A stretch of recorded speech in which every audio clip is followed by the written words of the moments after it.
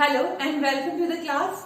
In this class, we are going to learn about Section 43 of Transfer Property Act 1882.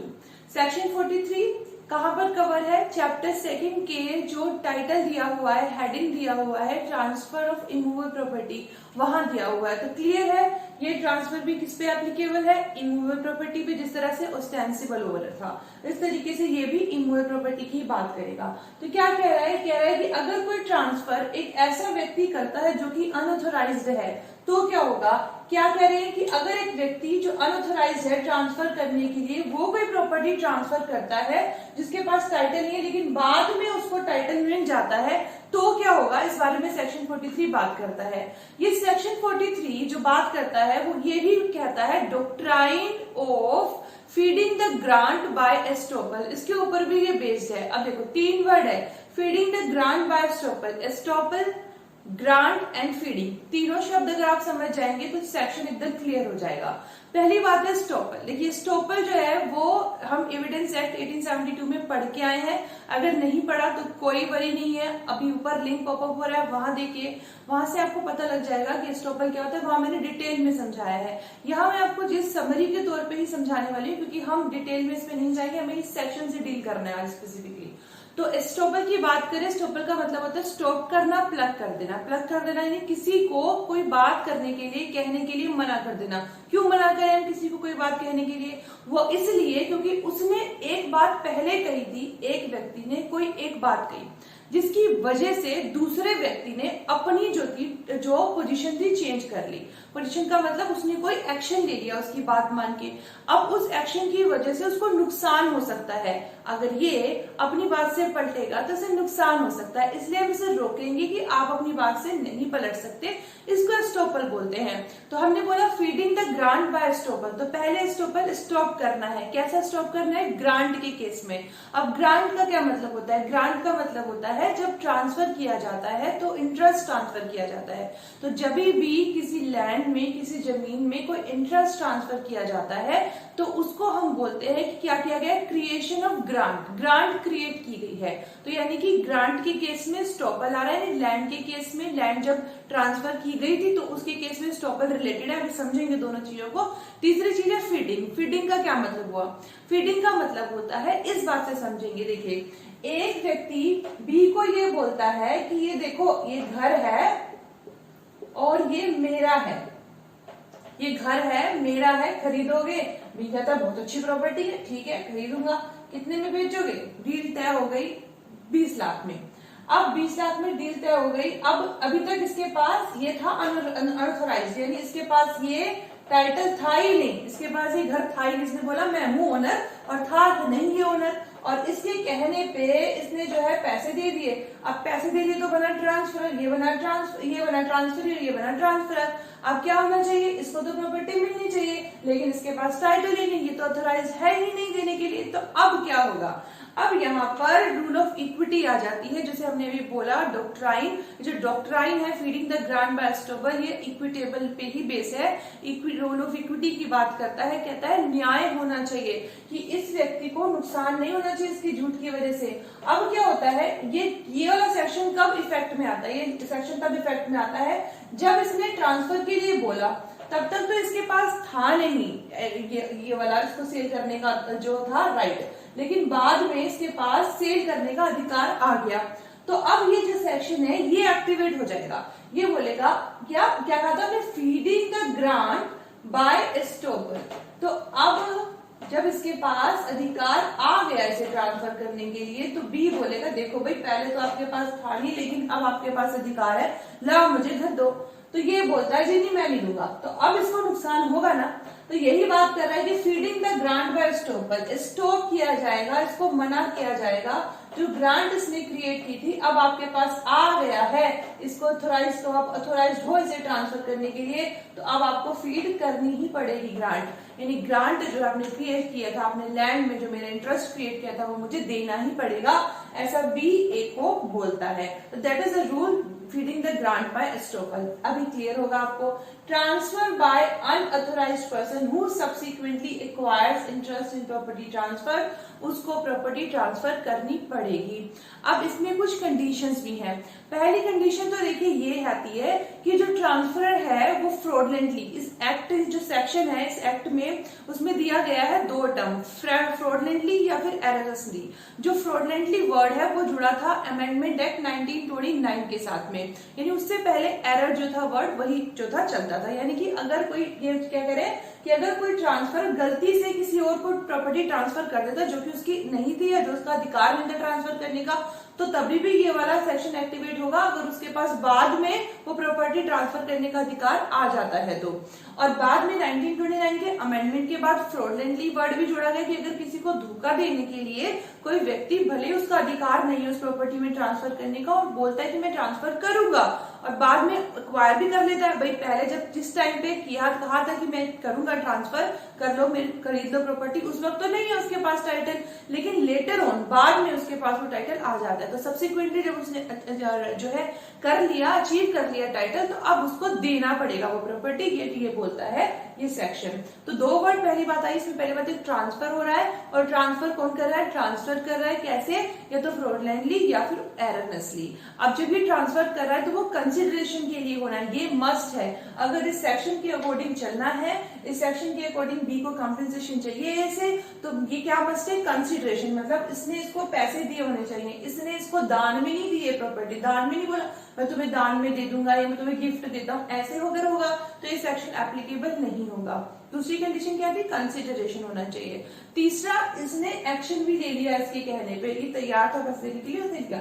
चौथी condition क्या है, इसको बाद में टाइटल मिल गया हो, अगर टाइटल नहीं मिलेगा तभी भी ये सेक्शन काम नहीं करेगा, तो बाद में सब्सिक्वेंटली इसको जो अथोराइजेशन मिल गया इसे ट्रांसफर करने का। पांचवी जो कंडीशन है वो इसकी प्रोविजो में है, अब वो मेरी बात सुनिएगा आप, उसमें क्या है, अगर एक जिसने ट्रांसफर इसको किया था, ठीक है, ट्रांसफर करने के बाद इसके पास जो था ऑथराइजेशन था नहीं, जब इसके पास ऑथराइजेशन आया इसने सी को ट्रांसफर कर दिया। अब सी क्या हुआ, देखो प्लीज कॉम्प्लिकेटेड बिल्कुल मत सोचना है, मेरी एग्जाम्पल को समझना, आपको समझ आ जाएगा। बी तो पहला ट्रांसफर ही था और सी सब्सिक्वेंट ट्रांसफर ही है, यानी बाद में है। इसको पता ही नहीं था कि इसने बी के साथ भी कोई डील की हुई है, यानी सी को कुछ नहीं पता था कि इसने इस प्रॉपर्टी के बारे में पहले से बी को बोला कि मैं तुम्हें बेचूंगा, और ये गुड फेथ में, विश्वास के साथ में, बिना किसी गलत इंटेंशन से, मतलब इसका इंटेंशन नहीं था इसको धोखा देने का, सी का इंटेंशन बी को धोखा देने का नहीं था, क्या करता है एक ही बात मान के और पैसे दे देता है इसको और घर खरीद लेता है। अब जब इसके पास ऑथराइजेशन आ गया बेचने का, तब इसने इसके साथ डील की, तो ये जो होगा इसे नुकसान नहीं होगा, मतलब इसकी कोई गलती नहीं है, तो प्रॉपर्टी इसे ही मिलेगी। ये वाले सेक्शन में ये भी बोला गया है, सेक्शन 43 में ये बात भी चलती है, तो आप इस चीज को ध्यान रखिएगा। जो सब्सिक्वेंट ट्रांसफर होगा अगर उसको बेनिफिट मिलेगा, कैसे बेनिफिट मिलेगा, अगर वो गुड फेथ में प्रॉपर्टी एक्वायर करता है, उसको पता है, उसको ये लगता है कि प्रॉपर्टी का कोई भी देने से पहले कोई भी जो ट्रांसफरी नहीं रहा है और वो बिना किसी फ्रॉडलेंट इंटेंशन के ये डील कर लेता है, तो सब्सिक्वेंट ट्रांसफरी के अधिकार के साथ में ये सेक्शन छेड़छाड़ नहीं करेगा। हमें ये बात भी समझनी है। ये समझने के बाद में अब मैं आपको एक और इम्पोर्टेंट बात बताऊंगी, दैट इज व्हाट एक्सेप्शन, कि ये सेक्शन कब काम नहीं करता। पहली बात तो ये कि अगर जो है इंटेंशन जो था फ्रॉडलेंटली है या एरर है, ये बात ट्रांसफरी को पता थी, ए का इंटेंशन गलत है, ए के पास ऑथराइजेशन नहीं है, वो तब भी मुझे प्रॉपर्टी ट्रांसफर कर रहा है, ये बात बी को पता है, तो वो इसके सेक्शन का एडवांटेज नहीं लेगा, पहली बात। दूसरी बात ये, इसका एक्सेप्शन ये है कि अगर जो है ये जो काम हो रहा है, ये डील हो रही है, वो जो है फॉरबिडन बाय लॉ है। फॉरबिडन बाय लॉ का मतलब ट्रांसफर या ट्रांसफरी में से कोई कैपेसिटी नहीं रखता कॉन्ट्रैक्ट करने की, या फिर कोई पब्लिक पॉलिसी के अगेंस्ट काम हो रहा है, इलीगल काम हो रहा है, तो भी इस सेक्शन का एडवांटेज नहीं ले पाएगा ट्रांसफरी। और सब्सिक्वेंट ट्रांसफरी को अगर टाइटल है तो तब भी को एडवांटेज नहीं मिलेगा इस सेक्शन के अंडर। तो ये तीन एक्सेप्शन इसमें काम करते हैं। मैं केस लॉ पढ़ाऊंगी तो केस लॉ से आपको और क्लियर हो जाएगा। देखिए, पहला है प्यारेलाल वर्सेस मिस्री 1940 का केस। इस केस में क्या हुआ था, एक विडो का एजेंट की तरह एक व्यक्ति काम करता था, बाद में वही व्यक्ति उसका उत्तराधिकारी भी बन गया। तो कोर्ट ने बोला कि जब उसने एजेंट के तौर पे प्रॉपर्टी की डीलिंग की थी और बाद में वो उत्तराधिकारी बना, दोनों बातें अलग अलग हैं, ये सेक्शन एप्लीकेबल यहाँ नहीं होगा। अगला देखिए विराया वर्सेस हनुमंता 1890 का केस। इस केस में क्या हुआ था, 3 लोग थे ए बी सी। अब 3 लोगों के क्या हुआ, ज्वाइंट प्रॉपर्टी थी, मतलब कॉपर्सेंट्री थी। अब कॉपर्सेंट्री प्रॉपर्टी में सभी की मर्जी के बगैर प्रॉपर्टी सेल नहीं। ये क्या करता है, वो बिना इन दोनों की मर्जी के, क्योंकि ज्वाइंट प्रॉपर्टी है, कॉपर्सेंट्री प्रॉपर्टी है, इनकी दोनों की मर्जी से, बी सी की मर्जी के बिना एक एलिनी को ट्रांसफर कर देता है प्रॉपर्टी। कह देता है कि भाई प्रॉपर्टी मेरी है और ट्रांसफर कर देता है, मेरे को अधिकार है इसका ट्रांसफर करने का। अब क्या होता है, जब उसको नहीं मिलती, ऑब्वियसली बात है दोनों की मर्जी नहीं थी तो प्रॉपर्टी तो तुम्हें नहीं मिलेगी, जो एलिनी था उसको नहीं मिलेगी। तो वो केस लेके जाता है कोर्ट में। उस केस की प्रोसीडिंग के दौरान सी की भी मृत्यु हो जाती है। तो अब क्या हुआ, ए का जो ओनरशिप थी, ए का जो उसमें शेयर था वो इंक्रीज हो जाएगा, क्योंकि को-परसेंटेज प्रॉपर्टी ज्वाइंट प्रॉपर्टी थी। तो जो एलिनी है वो ए के अधिकार के, जो ए का इंटरेस्ट इंक्रीज हुआ है उसके लिए भी उसको ट्रांसफर होगा। मीन्स उसका जो अधिकार बढ़ा है उस अधिकार के भी उसको फायदा मिलेगा, किसको, एलिनी का। तो ये हो गया सेक्शन, सॉरी ये हो गया इस केस में। फिर आया जुमा माजिद मरकारा वर्सेस कोडी मानिंद्रा देवारे। इस केस को आप ध्यान से सुनिएगा। कई बार ऐसा सोचा जाता है कि सेक्शन 6 क्लोज ए जो कि स्पेक्ट सक्सेशन की बात करता है वो, और सेक्शन 43 एक है। जी नहीं, इस केस में 1962 में ऑनरेबल सुप्रीम कोर्ट ने क्लियर किया कि दोनों सेक्शन अलग अलग बात करते हैं। सेक्शन 6 क्लोज ए बात करता है सब्सटेंटिव लॉ की, और सेक्शन 43 बात करता है रूल ऑफ एस्टोपल की। तो दोनों सेक्शन अलग अलग काम करते हैं। सेक्शन 6A में तो ऐसा हो सकता है कि जो ट्रांसफरी है उसको पता हो कि जो व्यक्ति है मुझे ट्रांसफर कर रहा है, इस बात पे कर रहा है कि वो इसको चांस है मिलने के, उत्तराधिकार होने के चांस है, तो वो उस केस में ऐसा हो सकता है। लेकिन ट्रांसफरी को इस केस में, यानी कि इस केस में 43 के केस में ये पता नहीं होगा कि ये जो है मुझे फ्रॉडलेंट ट्रांसफर कर रहा है। अगर उसे पता होगा तो इस सेक्शन की तो इंपॉर्टेंस ही खत्म। अभी हमने एक सेक्शन में बात की थी तो ये सेक्शन एप्लीकेबल ही नहीं होगा। तो इसमें क्या होता है, उसमें ट्रांसफरी को नहीं पता होता कि जो ट्रांसफरर है उसका अधिकार, उसका राइट क्या है और क्या नहीं। फ्रॉडलेंट इंटेंशन से ट्रांसफर काम कर रहा है, एक्चुअल बात ट्रांसफरी को नहीं पता होती, लेकिन स्पेक्ट सक्सेशन में पता होती है। तो दोनों की जो प्रोविजन है वो अलग अलग चलते हैं। दोनों के प्रोविजन एक दूसरे को नहीं काटते हैं और दोनों के प्रोविजन एक दूसरे के साथ नहीं मिलते हैं। ये इस केस में बताया गया। फिर राजपक्षे वर्सेस फर्नांडो 1920 का केस। इस केस में जो मैं अभी तक आपको कहानी सुनाई कि ट्रांसफर था फ्रॉडलेंटली, इंटेंशनली, जो है किसी को एररलेसली, गलती से किसी को बोलता है कि प्रॉपर्टी मेरी है, खरीद लो, प्रॉपर्टी उसकी होती नहीं है, और फिर उसके बाद में जब उसको वो वाला टाइटल मिल जाता है, सब्सिक्वेंटली वो एक्वायर कर ले अगर उसको वो टाइटल, तो उसको ट्रांसफर करना पड़ता है। इस केस में इस चीज को हैंडल किया गया। फिर उमातुल वर्सेस मंगल सिंह लक्ष्मीर सिंह 1936। इस केस को हम समझेंगे, लेकिन उससे पहले इस सेक्शन में जो इलिस्ट्रेशन दिया हुआ है बेयर एक्ट में, मैं उसको भी समझा देती हूँ। जो इलिस्ट्रेशन में बात की गई वो ये बात की गई कि एक व्यक्ति है, उसका उसके फादर के साथ में पार्टीशन हो जाता है, बंटवारा हो जाता है प्रॉपर्टी को लेके। क्या प्रॉपर्टी थी उनकी, 3 फील्ड थे, ए बी सी या XYZ, 3 फार्म थे, 3 फार्म से। तो उनकी प्रॉपर्टी का जो है बंटवारा हो जाता है, जिसमें जो है XY तो आ जाते हैं ए के पास, यानी जो व्यक्ति जिसकी मैं बात कर रही हूँ हिंदू, उसके पास आ जाते हैं, और Z जो चला जाता है उसके पिता के पास चला जाता है। अब जो व्यक्ति है वो किसी दूसरे व्यक्ति से बोलता है कि मेरे तीनों फार्म मेरे ही हैं और मैं तीनों आपको ट्रांसफर करता हूँ। तो ऐसा करने का वो उसके साथ डील कर देता है। जबकि जो सी के जो फॉर्म ने भी बात की, थर्ड वाला फॉर्म, Z वाला फॉर्म, वो उसके पास नहीं था। तो अभी क्या हुआ, बाद में तो जब ये डील हुई उसके कुछ दिनों बाद उसके फादर की डेथ हो जाती है। तो जब उसके फादर की डेथ हो जाती है तो वो खुद ही अपने आप ही हायर बन जाएगा, उत्तराधिकारी बन जाएगा, फॉर्म उसके पास भी आ गया।